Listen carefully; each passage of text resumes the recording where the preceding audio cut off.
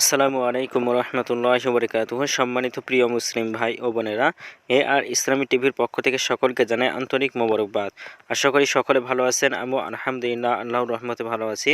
আজকে আপনাদের মাঝে আলোচনা করব নামাজের সময়সূচি সম্পর্কে।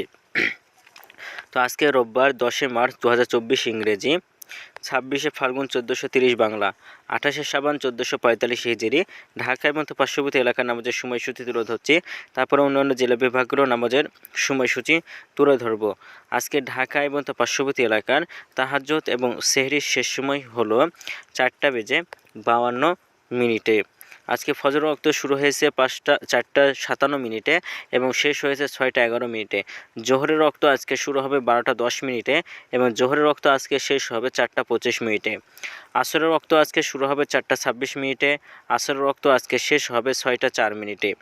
মাগরিবের ওয়াক্ত আজকে শুরু হবে 6:08। মাগরিবের ওয়াক্ত আজকে শেষ হবে 7:20। আজকে এশার ওয়াক্ত শুরু হবে 7:21। এশার ওয়াক্ত শেষ হবে 4:52। আজকে সূর্য অস্ত যাবে 6:06। আর আজকে সূর্যোদয় হয়েছে 6:12। এই গেল ঢাকা এবং পার্শ্ববর্তী এলাকার নামাজের সময়সূচি। এখন আপনাদের মাঝে আলোচনা করব বিভাগীয় শহরের জন্য উল্লিখিত সময়ের সঙ্গে যেসব বিভাগের সময় আপনি যোগ বিয়োগ করবেন তা হলো এই, অর্থাৎ আপনি বিয়োগ করবেন চট্টগ্রামে 5 মিনিট এবং সিলেটে 6 মিনিট কম করবেন। ঢাকা এবং পার্শ্ববর্তী এলাকায় যে আমাদের সময়সূচিটা রয়েছে সেখান থেকে চট্টগ্রামে 5 মিনিট এবং সিলেটে 6 মিনিট কম করে গণনা করবেন, তাহলেই হবে। এবং যোগ করবেন খুলনাতে 3 মিনিট, রাজশাহীতে 7 minute, Rangpur 8 minute, Barishal 1 minute বেশি করবেন। ঢাকা এবং পার্শ্ববর্তী এলাকায় যে আমাদের সময়সূচি তুলে ধরলাম সেখান থেকে খুলনাতে 3 মিনিট, রাজশাহীতে 7 মিনিট, রংপুরে 8 মিনিট, বরিশাল 1 মিনিট বেশি করে গণনা করবেন, তাহলেই হবে।